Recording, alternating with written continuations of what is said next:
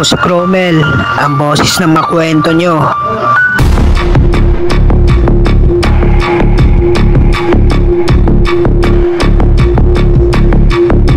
Isang gabi, pauwi na si Kuya Rene galing sa trabaho at dahil sa antok at pagod ay kagad niyang pinatakbo ang kanyang motor.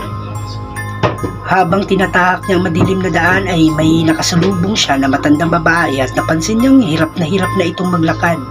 Pero ang ipinagtaka niya dahil malalim na ang gabi at napakadilim pa ng daan ay nakaya pa nitong maglakad sa gitna ng kadiliman. "Nay, saan po kayo papunta? Anong oras na po at naglalakad lang kayo?"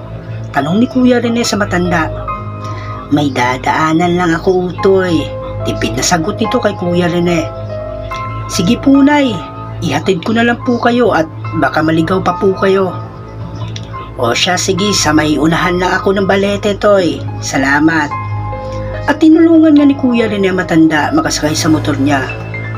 Pero habang binabaktas nila Kuya Rene ang daan ay lumamigla ang hangin at naramdaman niya parang gumaan ang kanyang motor. Kaya napatingin siya sa side mirror kung ayos lang ang matanda, pero kinilabutan siya nung makitang wala na yung matanda sa likod niya. Lumingon siya, baka nahulog lang ito at hindi niya agad napansin.